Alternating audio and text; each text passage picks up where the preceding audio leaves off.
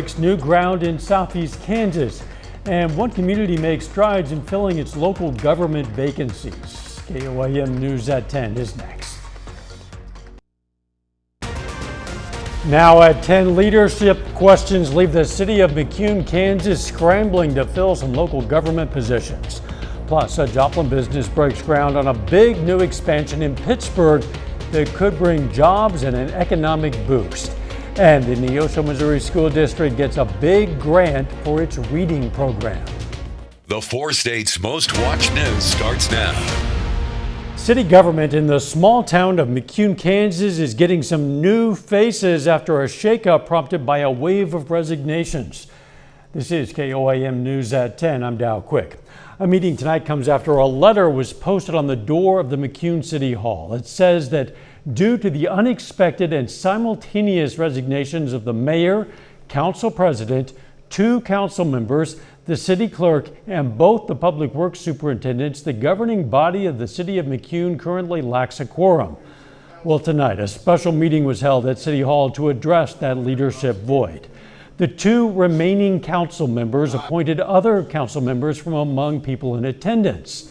Then the council chose a new mayor. That mayor, Nicholas Napier, tells us he does not intend to stay in the position long and hopes a replacement can be elected in November. I prefer to be a city council member because you got to vote, and I have young children that I promised them that I wouldn't work. I don't have to. I'm a disabled vet, so I'm blessed for that reason that I don't have to work.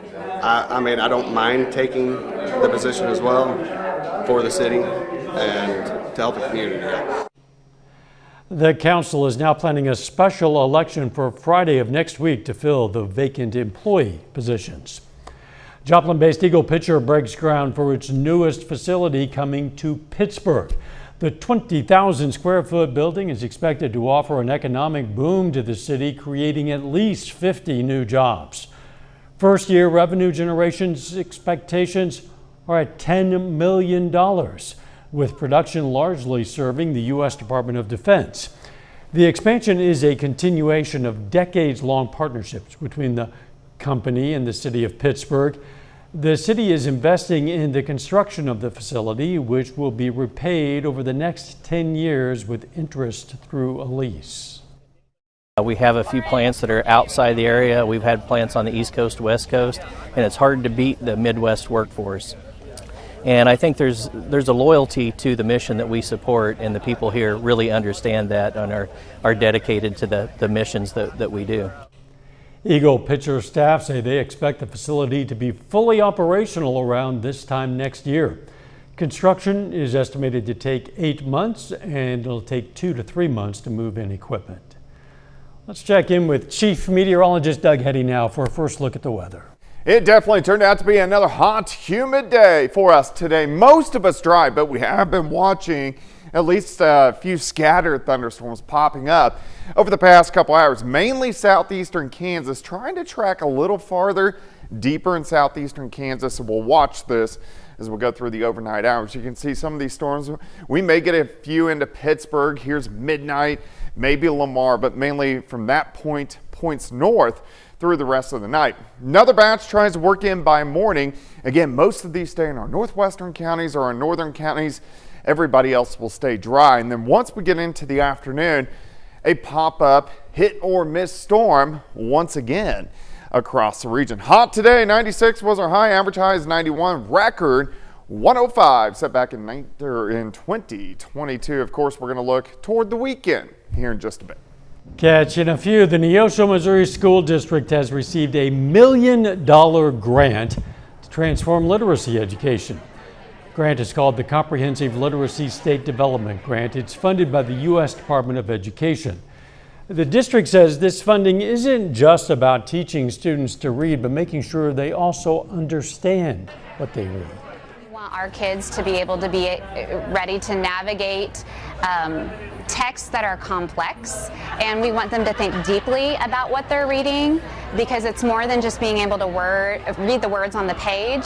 It's about comprehending what they're reading and having literate conversations about what they're reading. Altogether, nearly $5.9 million was allocated from the U.S. Department of Education to schools across the state of Missouri. Young performers are learning more than just acting at the Rising Stars Theater Camp in Pittsburgh.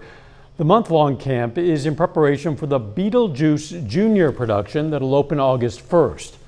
While one group is rehearsing on stage, another group is learning behind the scenes, doing tech work like lighting and sound and more. The camp is an opportunity for students to meet and collaborate with kids from other schools who have similar interests. We really wanted there to be something more for kids of this age group to do, because these kids are from all over, which is really exciting. They're not all from the same school, so it gives them an opportunity to collaborate with other kids that they can't during the school year and their school shows. Shows are going to be August 1st and 2nd. Tickets for Beetlejuice Jr. will be $12 at the door. We're going to have much more on this story for you Sunday night on KOAM News. It's a tropical paradise at the 132nd Allen County Fair, and the Baby Barnyard is one of the main attractions. It's first established in 1978 inside a barn built in the 1930s. The exhibit features moms and their babies, including goats, a kangaroo, many zebras, and a lot more. To interact the community with animals. So many of the little kids and the elderly, I think, get the most enjoyment out of the baby barn because they're things that you don't normally see. Kangaroo she was holding in her pouch, so to speak. The Allen County Fair wraps up this coming Sunday. If you're looking for more fun events in the four-state area but you don't know where to turn, well, we've got you covered. This handy QR code will take you straight to the events page of our website, koamnewsnow.com.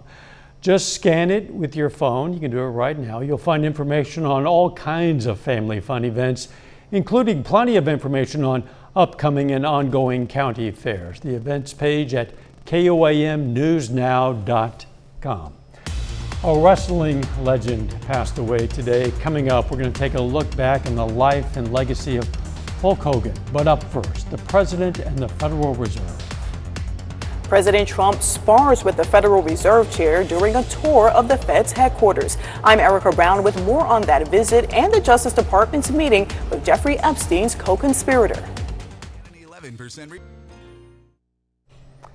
President Trump toured the renovations at the Federal Reserve today while continuing to pressure Fed Chairman Jerome Powell to lower interest rates. While the president focused on the economy, pressure on his administration to release more details about convicted sex offender Jeffrey Epstein shows little sign of easing soon. As Erica Brown reports, a top member of the Justice Department met with Epstein accomplice Ghislaine Maxwell today. So the 2.7 is now 3.1. I'm not aware of that. Yeah, it just came out. As they toured the renovations underway at the Federal Reserve's D.C. headquarters, it was clear President Trump and Federal Reserve Chairman Jerome Powell did not see eye to eye when it came to its cost.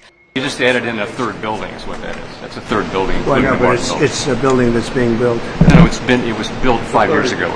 We finished Martin 5 years ago. It's part of the overall work. But it's not new. The visit came as the president continued to push the Fed chair to lower interest rates. I think he's going to do the right thing. Everybody knows what the right thing is. Even people that believed in, the higher rates, they're all on board. They all want to see the interest rates come down. It's very important. When asked about firing Powell, Trump said he didn't think it was necessary, noting Powell's term ends in May. The president's Federal Reserve tour comes as bipartisan pressure mounts for his administration to release more information related to convicted sex offender Jeffrey Epstein. I want all the information out. I mean, my consistent view has been they ought to make all of it public. On Thursday, Deputy Attorney General Todd Blanche questioned Epstein co-conspirator and convicted sex trafficker Ghislaine Maxwell in Florida. Ms. Maxwell answered every single question. She answered all the questions truthfully, honestly, and to the best of her ability. After the interview, Maxwell returned to the federal prison in Tallahassee, where she is serving a 20-year sentence. Erica Brown, CBS News, Capitol Hill. Deputy Attorney General Todd Blanche said he's going to continue his questioning of Maxwell tomorrow. Global wrestling icon Hulk Hogan has died at age 71. Hogan, born Terry Bollea, passed away this morning. The Georgia native became a household name in the 1980s, starring in multiple WrestleMania events and helping launch WWE to global fame. He also found success himself in TV and film, though his legacy was shaken by admitted steroid use and a racial slur scandal. He later won a lawsuit over a leaked sex tape, resulting in Gawker's bankruptcy. Hogan's cause of death has not been released. Doug's going to return next with a complete look at our forecast. And a little bit later, parks can be a place for fun in the sun, but they can also pose a burn risk for our kids. We have tips for keeping those children safe.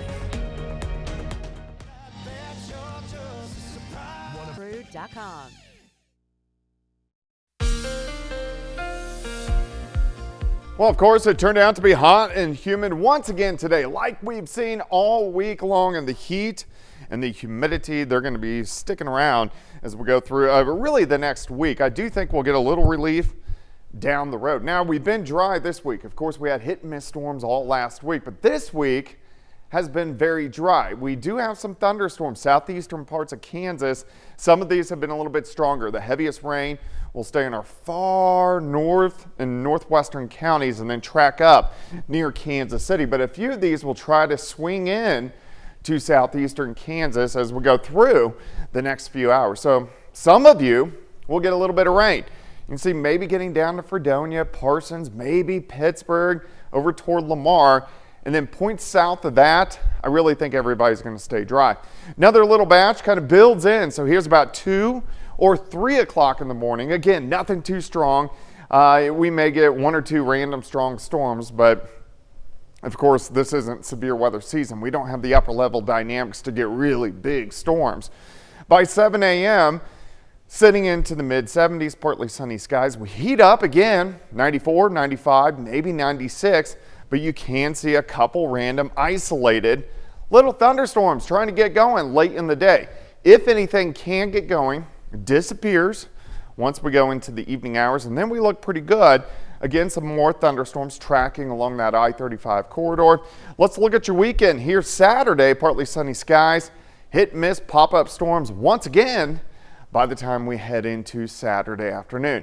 All right, your Friday day planner, 90 by noon, high temp, right around 95 degrees. Let's go into the weekend. 94 Saturday, 93 on Sunday, hot and humid. Look at that heat index, again, 100 to about 105, and we could see an isolated thunderstorm, especially on Saturday. Look at the humidity. Look at our dew points. When they're in the mid, even upper 70s for this time of the year, it makes it feel soupy outside. I don't have another category here because it really doesn't get worse than soupy, so very thick outside. This is going to stick around on your Friday. Heat indices, lower triple digits once again as we go into Saturday as well. So we've been watching this dome of high pressure, and it's been keeping the storms just riding right on that northern edge. If this high pressure can break down a little bit, especially the second half of next week, we will get better chances for thunderstorms a little bit more widespread. We have the random ones Friday and Saturday, but the high just builds in. So we're looking at Monday, Tuesday. Finally, by Wednesday into Thursday, it breaks down just a little bit, upping our chances for a little bit of rain, especially as we go through the second half of next week. 95 on your Friday, 94 on Saturday, 93 Sunday, mid-90s Monday, Tuesday, Wednesday, a little bit cooler, near 90. The second half of next week, also some better chances for rain. Dow? Doug, thanks. Hey, don't forget you can be the first to know about today's weather with the KOAM Skywatch weather app. You can get severe weather updates sent straight to your phone. Doesn't cost you a dime. It's available in the Apple App Store and the Google Play Store, the KOAM Skywatch weather app. We all know to protect our kids from the sun with sunscreen, but there are other burns to worry about during the summer. When the temperatures stay in the 90s like this, some playground equipment stays hot. Garrett Hamilton has more about protecting our kids at play. Playground equipment, when the outside temperature is at 90 degrees, can reach a temperature of 120 degrees in just an hour. Tanya Calhoun is a pediatric nurse practitioner, and she sees burns every summer. Even just at the 120 degrees, I have seen burns, first-degree burns. First-degree burns, according to most medical care providers, are the least serious. But Calhoun says when the temperature is in the mid to upper 90s, playground equipment in the direct sunlight can get as hot as 140 to 160 degrees. Once temperatures get this hot, second and third degree burns can set in quickly. It's just a matter of seconds, like 2 or 3 seconds. So when you think about just a kid going down a slide, that's all it would take. To limit potential burns, she says to avoid being outside from 10 a.m. to 4 p.m. when the sun is at its strongest. Though there have been improvements, modern playground equipment can still be dangerous. Calhoun says to avoid metal at all costs. Metal would be, the primary one, just because of the reflective surface. Like the plastic and the rubber, they aren't going to be as, high of temp, but anything in direct sunlight, even those plastic playground equipments have the potential to get into 120 to 140 range. And if your child is burned, first-degree burns sometimes, can be monitored closely. When you get into second and third-degree burns, those need to be evaluated by a medical professional. Experts also recommend one pretty simple solution: playing in the shade when available. Teens who smoke and vape have higher rates of depression and anxiety.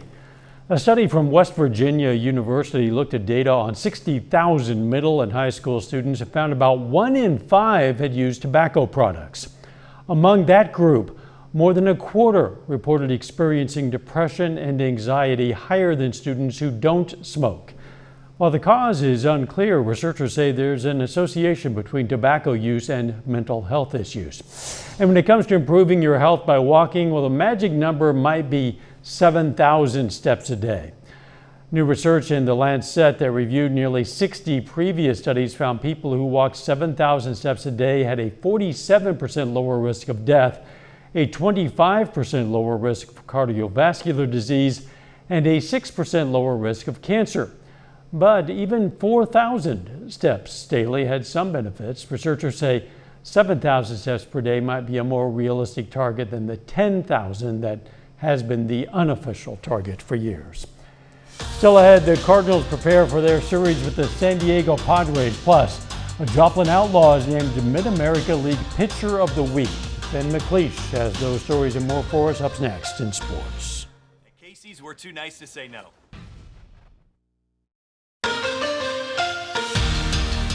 The Joplin Outlaws are on a 5-game winning streak, including 3 in a row against Fort Smith. Today, they look to complete the sweep against the Marshalls. Yesterday, the Outlaws outscored Fort Smith 29-0 in their doubleheader, and they dominate again today, taking down the Marshalls 10-0 in a 7-inning run rule victory. That's 6 in a row for Joplin as they continue their dominant season. Tomorrow, they're back at Joe Becker Stadium for a date with the Sherman Shadowcats. And Joplin got some more good news this week. Outlaws and Missouri Southern pitcher Walker Sweet is named the Mid-America League Pitcher of the Week. In his last 2 appearances, Sweet pitched 9 innings, tallying 15 strikeouts and only surrendering 1 run on 3 hits. In the major leagues, the Cardinals return back home for a series with the San Diego Padres, looking to snap their 2-game losing skid. Since the All-Star break, the Redbirds have gone 1-5, and they're coming off of a series loss to the worst team in baseball. But tonight, they pick up the win against one of the National League's top teams. The Cards tack on 9 runs with the help of a 3-hit day from All-Star Brendan Donovan, as St. Louis beats San Diego 9-7. With tonight's win, the Cardinals now sit just 2.5 games out of the wild card. PGA golfers tee off for the opening round of the 3M Open today. Coming off of his Open Championship, the world's #1 golfer Scottie Scheffler is not participating. But we've still got plenty of great golf in Minnesota. On the 4th hole, Adam Svensson has a long putt for birdie. Grips his putter kind of like Happy Gilmore, but it clearly works for him. This one goes right in. Then on hole 18, he has a chance for eagle from way out. he's gonna nail this putt as well and finishes the day 11 under. But this might be the shot of the day. Jake Knapp on hole 15. His shot from the fairway is a beautiful one, and it goes straight in for an eagle. What a shot. Here's where we stand after round one. Svensson sits alone at the top at 11 under thanks to that eagle on hole 18.